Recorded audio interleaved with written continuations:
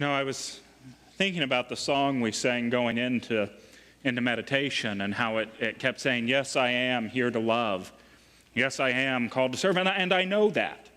I know that that's true. I know I'm called to be the presence of love in every moment. But it reminded me of a story that I'd heard of a woman who was a well-meaning woman. She was a really loving woman and a faithful woman. But in the moment, she was really stressed out. There was a lot going on, and she had someplace she needed to be. And so she was trying as hard as she could to get there, and she was, we'll just say, tailgating the man in front of her. And as he was driving down the road, he came to a stoplight, and the light turned yellow. Now, he could have hit the gas and gone on through, and that's what this woman would have preferred, but he did the right thing and went ahead and slowed down and stopped at the light. And this just set our woman off.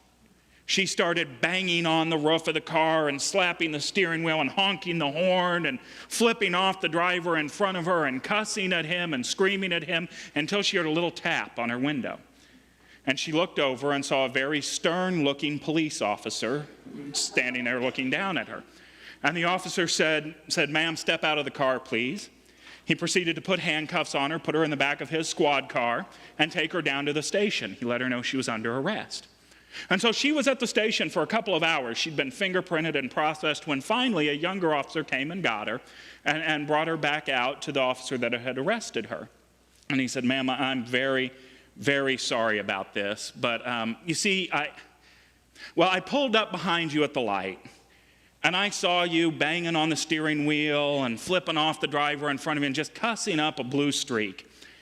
And then I looked at the back of your car, and I saw the Choose Life license plate holder, and the What Would Jesus Do bumper sticker, and the Follow Me to Sunday School bumper sticker, and the little chrome Christian fish, and I just assumed the car was stolen."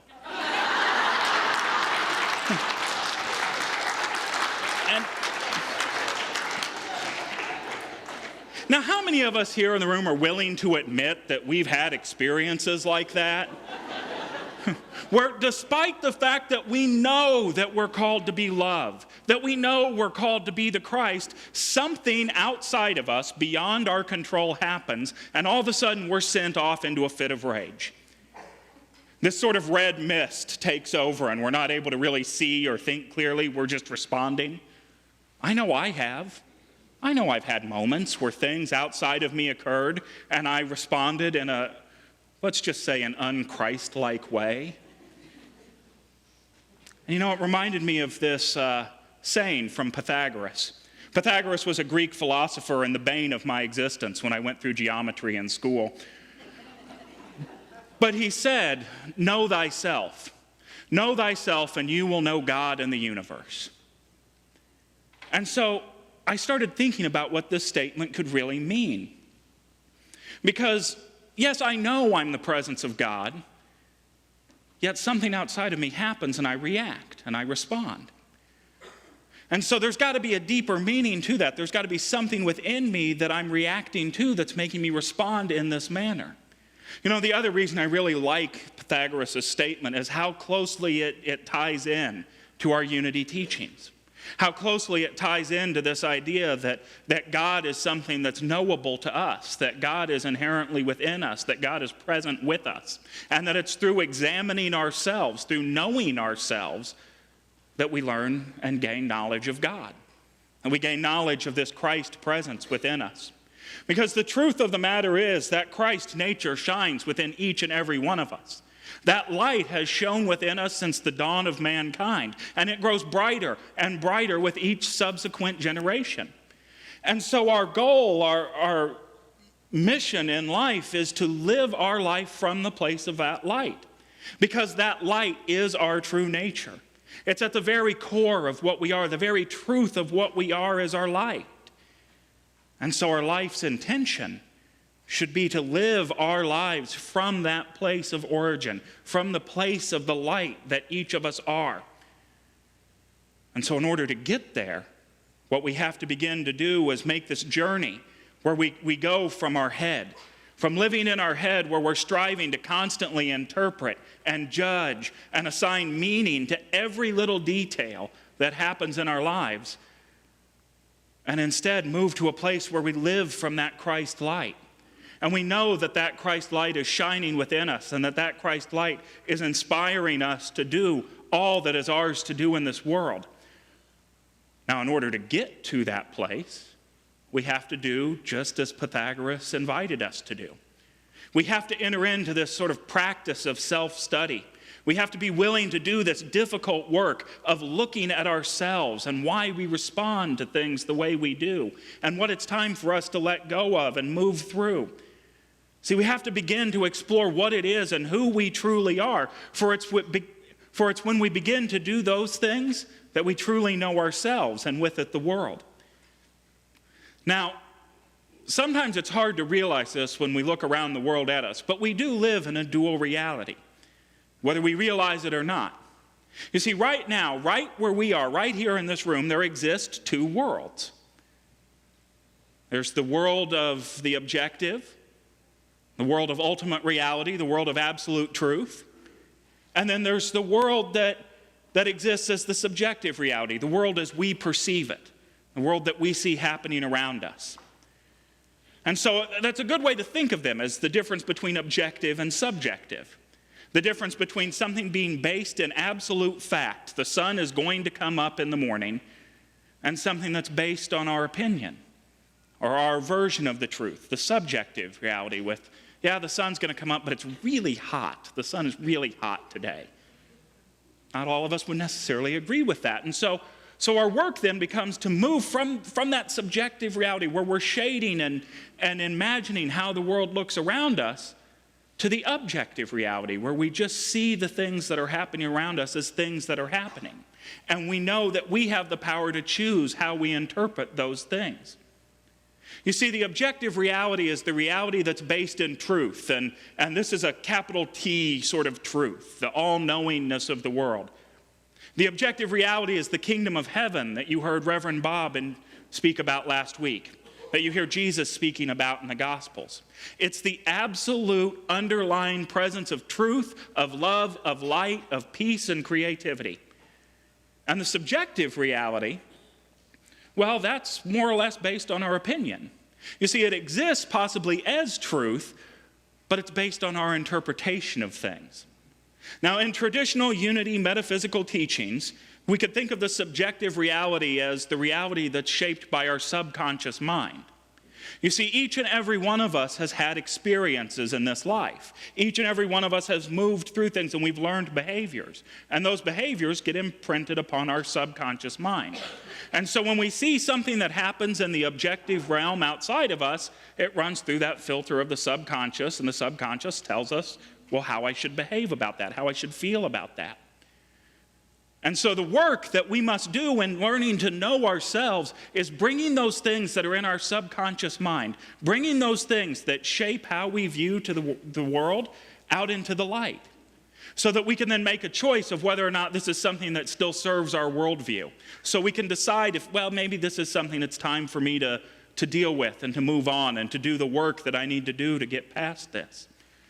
And in order for us to truly move into that reality where we live from our Christ nature, where we live and understand the inner workings of the universe, and where we gain access to that kingdom of God, we have to shift our worldview to one that's objective, to one that's separated, where we're not judging everything that happens. And so how do we do that? How do we begin to shift our perspective from the subjective, where our consciousness is always, or our subconsciousness is always putting its spin on the things that we're experiencing, to one that's objective, where we see the truth of God shining its light, not just in us, but in the world around us?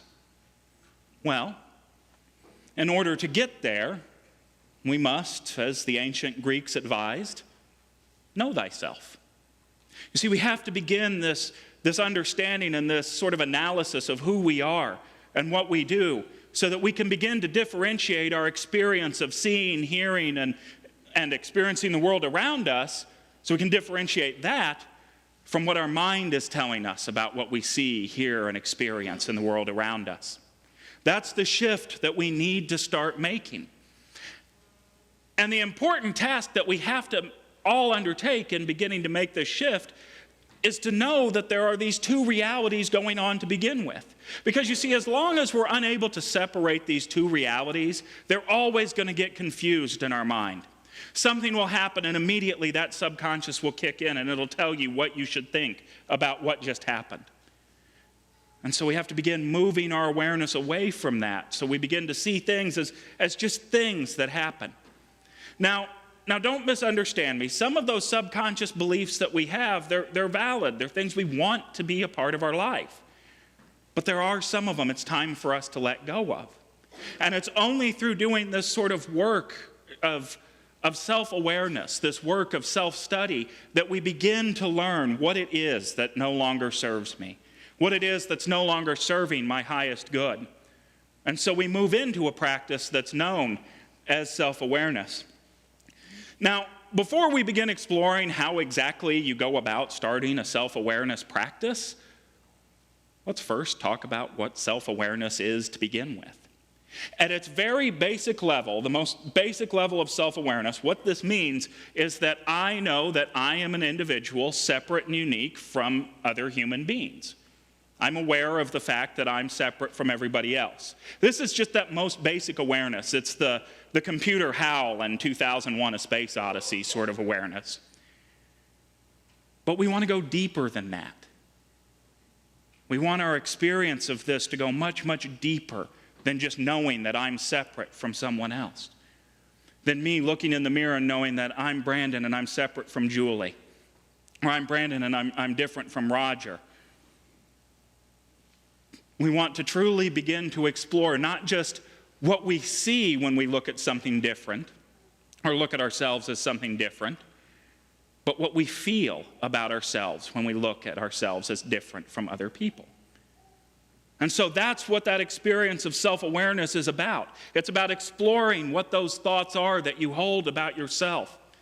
And these are important thoughts for us to pay attention to, because these are the sort of thoughts that help us begin to truly know ourselves. You know, it's almost like if you turn on CNN or MSNBC or whatever news channel you like to watch, they've got that little ticker rolling at the bottom of the screen that's telling you everything that's happening.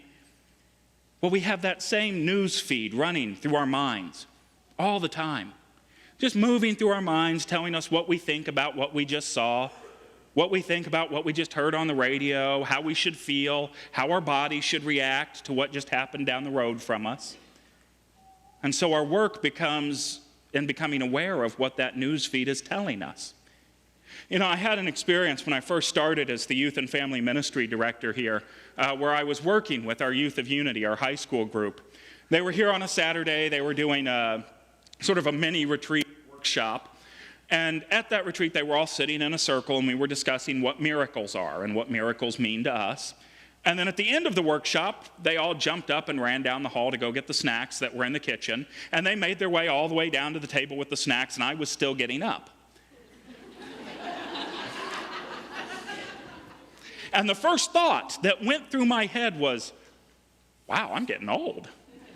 I'm not 16 anymore. And as soon as I realized that, then I started to feel sad because I wasn't 16 anymore. This is what the practice of self-awareness is about. It's about having an experience and then realizing what emotion you felt because of that experience, and then learning how you can work with that emotion in your life. So when we're working with this idea of being self-aware, it's about knowing that we've had that experience, knowing what the emotion is that we've tied to that experience, being aware of that, being aware of how we're feeling in the moment, and all the while being aware that we're aware of what we're aware of. Does that sound confusing? Yeah, don't worry. It's much, much easier in practice than it is to talk about being aware that we're aware. So you see, it's much easier of a practice than we think it is. The issue that we run into is doing this on a consistent basis. It's remembering to look at, why am I feeling the way I'm feeling? What's coming up to me? And when we work to constantly increase our own level of self-awareness, our own level of awareness of what's going on within us and what's going on around us, Well, what happens is we begin to reclaim our power. We reclaim the power that we gave to that emotion. We reclaim the power that that woman gave to the man in the truck in front of her. We take it back as our own because we know then in that moment that we have the choice. Nobody else gets to influence how I think, feel, or respond. I get to choose how I respond to that. And it's through examining why we respond in the ways that we do that we gain this sort of insight. And as we gain this insight, we move from our subconscious assigning meaning to everything and allowing that meaning to affect our emotional and physical well-being to a place where we can all trust that each one of us has the power to handle whatever it is that confronts us in any moment of the day. To move to that place where we know that God is there and we have no need to worry or fear. So, when we have an experience that seems to sort of reinforce this idea that we're separate from God, that God is out there and God's separate from us and we need to do something to get to that God, well, we can look within. And we can ask ourselves, well, what am I thinking about this? What am I feeling? What's going on within me? And then it's through determining why we respond to that situation and why it makes us feel the way we do that we then gain the ability to control how we react to it. Now, you know, the interesting thing to these experiences is that each one of us has experiences every day, and we learn from those experiences. We're like sponges. And sometimes those experiences can have lasting effects on us. You know, I remember when I was in college, I fell into the same trap that so many college students fall into. I was walking down the campus at KU, and there was a man standing there, and he was giving away free T-shirts if you sign up for a credit card. I want a free T-shirt, so I signed up for a credit card. And for a while, everything went good with that credit card. You know, I signed up with the noble intention of I'm going to pay the balance off every single month. You know, well, then there was the 1 month I wasn't able to pay the balance, so I'll make the minimum payment. And then there was the 1 month that I just completely forgot about it, and it was late, and so my minimum payment goes up. And so as that minimum payment goes up, well, then it got to the point where I couldn't really make that minimum payment anymore. And then the phone started ringing. And Citibank wanted to know where their money was. And then what I noticed was every time that phone would ring, I'd get nervous in my stomach. My stomach would start churning. My throat would tighten up. Because I knew what they were calling for, and I didn't have the money to give them, so what was I going to tell them? Now, years have gone by. I've gotten out of debt. I let go of those credit cards. I took care of all of that issue. But the interesting thing that happens is that even still to this day, when that phone rings, and it's a number that I don't recognize, how do you think my stomach starts responding? I get those knots in my stomach. My throat starts tightening up again. And so our work in self-awareness is to see that feeling, to feel that response in our body, and then go, well, why do I feel that way? And as I explored why I felt that way, I remembered back to that time when I was getting calls from creditors. And then once I realized that, well, then it becomes easy to affirm that, well, that part of my life is over. I now have the money to pay anybody who might be calling. I hope I do at least. I do, right? Yeah, no, we're good? Okay, good. And so I can start affirming every time that phone rings and I start getting nervous. I can start going, okay, no, it's okay. You have more than enough abundance to cover anything that you need to cover.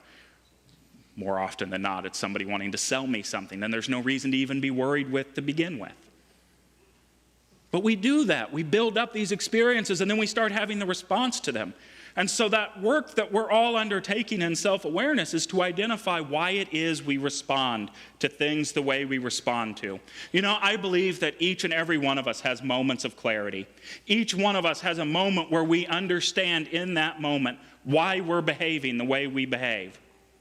Now, the intention, however, for each of us to set is that we grow in our awareness of those moments.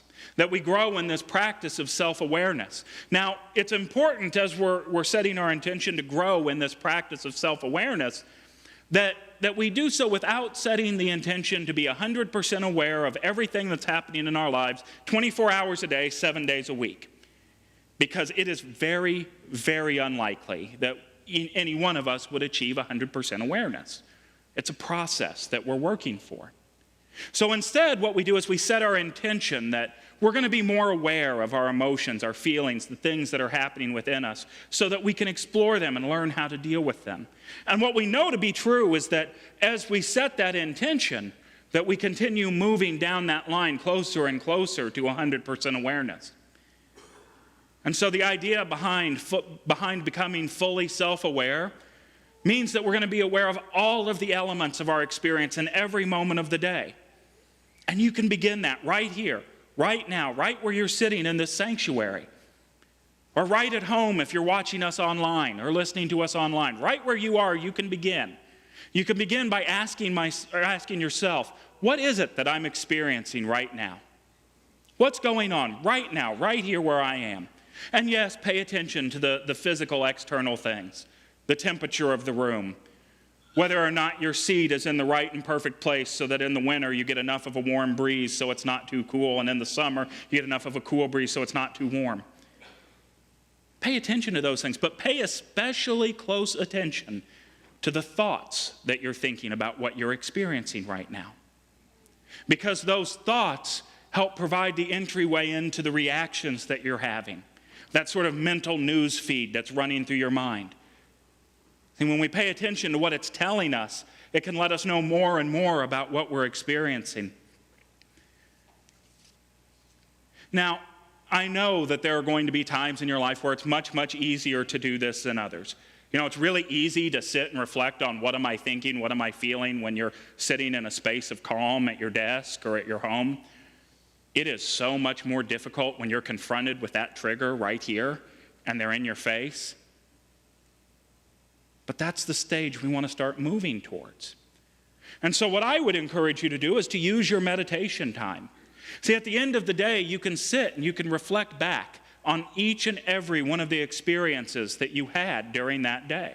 And as you're remembering those experiences and you're remembering what happened, pay attention to how you felt. What was going on inside you? What feelings come up now that I'm reliving it in my mind? Because the answers to those questions help point you in the direction of what it is that's no longer serving you.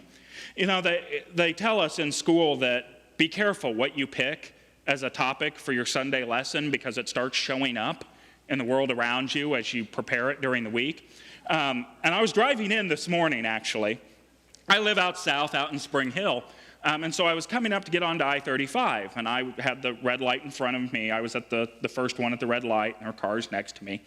And the light turns green, and so we start going, and I thought I was doing the polite thing by slowly letting others merge in so that we could get in one line to get safely onto the highway. Apparently, the gentleman behind me got a different message. And in his mind, we just dropped the green flag on the Indy 500, and I wasn't going fast enough. So as I look in the rearview mirror, I'm seeing this. And other things that I'm not going to do here because I don't want to get letters. And I thought, well, what did I do to him? I immediately go into this place where I'm feeling bad about myself because I've upset someone behind me. Instead of wondering, well, what's the reason that I have so much of my emotion tied up in what this complete, never going to see him again stranger thinks about my driving abilities? At least I hope I'm never going to see them again. There were none of you that were upset with a gray Toyota Camry with a Unity Church of Overland Park sticker. Okay, I'm never going to see them again. So why is it that I put so much of my emotional response in what this person thinks about me? But through a practice of self-awareness and through a time in meditation, what I hope to be able to do is to see this experience without judgment, to see it from that objective level where I can see what happened, see how I responded to it, and then gain greater insight into myself, where I can learn why it was so important to me that this man was pleased with me. And so it's through exploring those beliefs about myself that I can begin to learn what it is that I'm holding on to, what it is that no longer serves me, and what it is that I need to do the work to let go of in my life. You know, each one of us has embedded beliefs. We have these things that we're holding on to. And it's from those embedded beliefs that we've learned behaviors for how we can interact with the world. We've learned what it is that we can do to get the things that we want from the world around us. And that's what this practice of self-awareness is about. It's about beginning to explore what those beliefs are. Because some of those learned behaviors that we have, they're good. They're good things for us to know. They're things like, if I'm nice to customer service associates, they're more likely to help me out. Some of them are things we no longer want to have as a part of our life. Things like, I've learned that if I show emotion in my family, it upsets my family. And so I'm just going to hold on to my emotions so that I don't get hurt. They're things that it's time for us to let go of. But each one of these beliefs, no matter what they are, shade our experience of the world. They shade how we interact with the people around us and how we interact with the world around us. And no matter what they are, the pathway to understanding how they affect us and how they've become a part of our life and what we can do to let go of the things that no longer serve who we are and who we want to be is clear.